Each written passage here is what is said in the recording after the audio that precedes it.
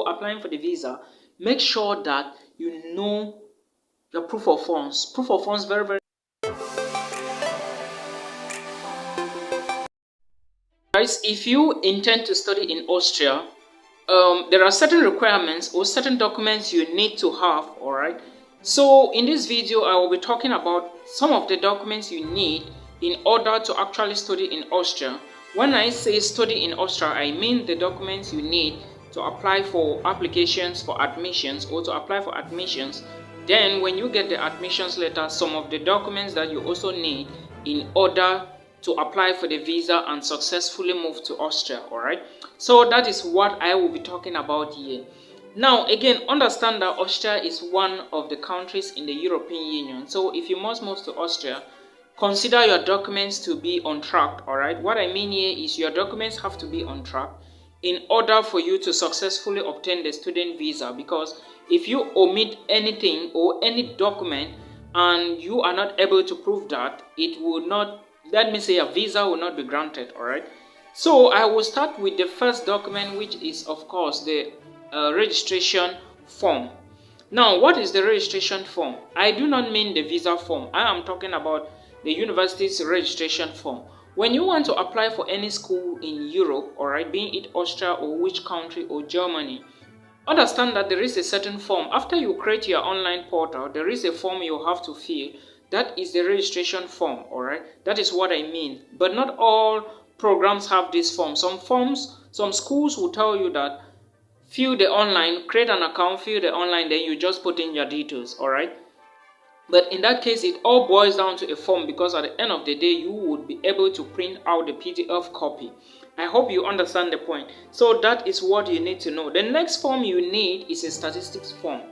All right, there is a form. What I've realized for most Austrian universities is that they always have a certain form called statistics form. In that form, you are going to be asked so many questions to be answered, probably for your parents, your mother, your father, your sisters, your siblings, or yourself. All right, in that case, when you fill the form, you have to scan it. Sometimes the universities will ask you to submit the form to them. All right, sometimes they will tell you just to keep it. So that is what you need to know. Now, moving to the documents proper that you need. First of all, if you want to apply for, let me say, a bachelor's program, you will need your high school diplomas or qualifications. All right. The high school diplomas I mean here is they varies for each country in Africa or Europe or Asia or America. All right. Most Nigerians will always provide what is called the WAEC certificate, and most Cameroonians will provide what is called ordinary levels, advanced level, baccalaureate examinations or certificate, all right? Meanwhile, that is for the bachelor's programs. If you want to apply in Austria, these documents or this set of documents are only when you are applying for bachelor's programs. I mean the WAEC and the ordinary levels. Now, in case you want to apply for master's programs, you also need to submit these documents alongside your transcript, all right, and your bachelor's degree diploma, your bachelor's diploma, because you cannot be applying for masters whereas you don't have a bachelor's degree. So at the end of the day, you have to submit all your documents, including your transcript and your diploma, all right? Now, another document you have to submit is your CV. But before I move to the CV, let me also state here categorically clear that when you are submitting your high school documents, your transcript, make sure these documents are notarized or legalized. Sometimes most universities in Austria, at least 75% universities in Austria, will always ask you to legalize your documents before you submit them, all right? Some will ask you legalize before you apply for the admissions or for the program. Some will ask you legalize when you have already applied for the program. But always make sure you verify the legalization portal or page, all right, so that you read information, because I have seen almost all Austrian universities insisting on legalization. Sometimes if they say legalize and you don't legalize the documents, you will not be given admissions. Know that, all right? Always follow admission rules or laws. It is very, very important, all right? Now, moving to the CV. The CV is the curriculum vitae you are going to present to the university. You are presenting the curriculum vitae because you want to show the university what you have been doing for the past years and the present year. That is what the university wants to see from you.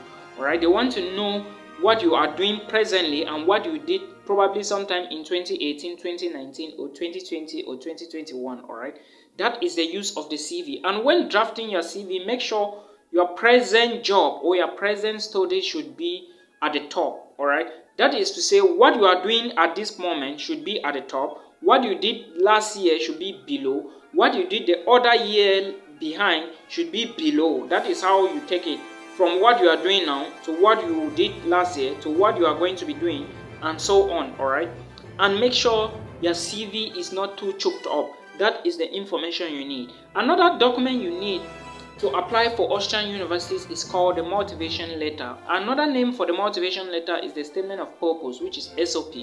Now, if you must apply to Austrian universities, make sure you look for schools that have programs or have the type of program you are looking for. And again, look well into the requirements, because some programs, some schools will tell you that these are the general requirements, but some programs in that particular school will have departmental requirements. So always check very well to see if you have if you have stuff like motivation letter and other documents to submit. All right, now another thing I want to mention here is the application fee. Most schools in Austria will not charge you an application fee, but I think around 40% of schools in Europe will always charge an application fee. So when applying, make sure you pay attention to the application fee. Well, the application fee is somehow not like a document, but I just want to draw your emphasis to this so that you should know what you are doing. All right, moving further, the next document I want to talk about is the passport.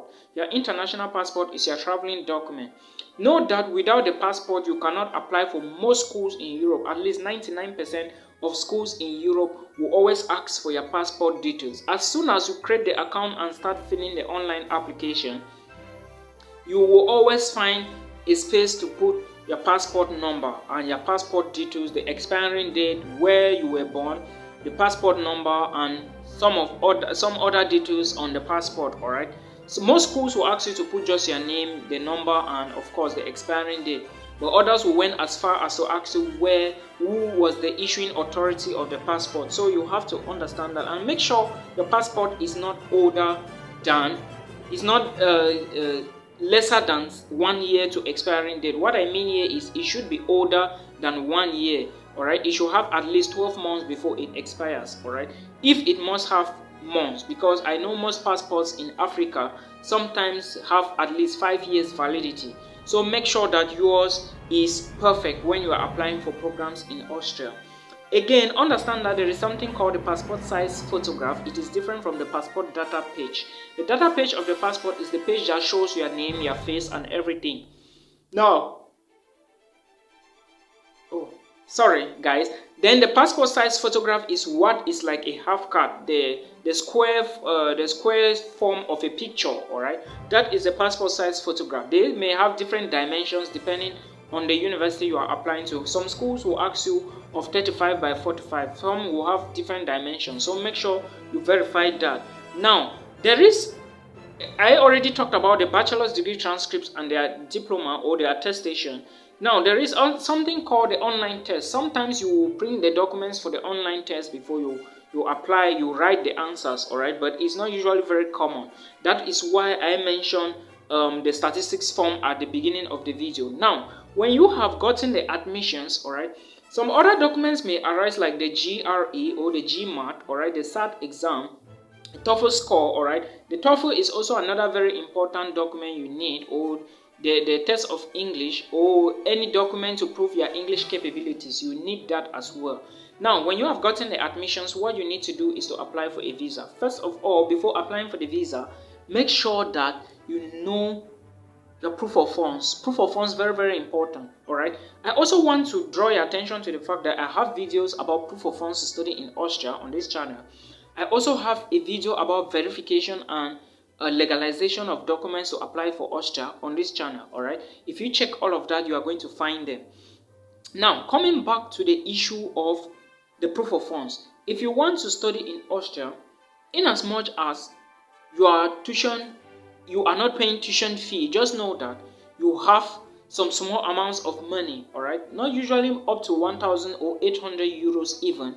You have that money to pay probably to the university. Of course, you have to pay to the university because you are going to be studying there before you can register or even apply for the visa. Because sometimes, like I said, most embassies wants to see the confirmation of your payment receipt. All right, most schools will always say pay part of this money or pay this money before you go and apply for the visa, and it will be stated on your admissions letter. So if you take the admissions letter to the embassy and the embassy sees that, and of course they haven't received the receipt, or if they cannot see the receipt of payment, they will not validate your application, or your application will not be considered.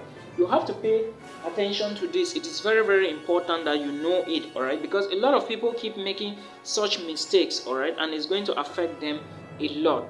Now, we have talked about the proof of funds. Let's go now to the medical insurance. If you want to travel without a travel insurance, the most common insurance type that is used in Europe is the AXA type, all right. Let me say most internationals buy insurance from AXA. Some people buy from Swisscare and other insurance companies. You can even purchase it online, all right. And sometimes check the duration of the insurance you need.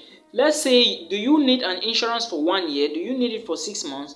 Always verify that and before you apply for your visa, because remember, you need this document to show to the embassy or probably take alongside your passport to the embassy. So if you don't get a traveling insurance, it may be a problem to you. Always verify it very well before you start moving, all right? These are some of the documents you need. Now remember, a student visa to Austria is different from a Schengen visa. Therefore, if you are going to Austria on a Schengen visa, all right, make sure you take the insurance policy that states that you have to have at least 30,000 euros of insurance, because it might not be the same, all right. Insurance is the same for the same purpose, but different for different purposes. If you are going for studies, you cannot take an insurance equivalent to that of the tourist, all right, or a tourist visa. You have to get an insurance which is valid for your studies, or let me say at the duration of your flight till you reach Austria, all right. This is the information you really need to consider, because sometimes people get confused. Some people think that when they are going for studies, they need the insurance type which is used for Schengen visas. No, certain countries, let me also put this here, that certain countries, or let me say majority of countries, will use the Schengen type visa because they are applying for a Schengen visa. If you are applying for a student visa, pay attention to the type of insurance you are using, all right. So I hope this information is the best, or if it's not the best, please add yours and do the necessary things as fast as possible, all right. I hope we see again next time. Peace.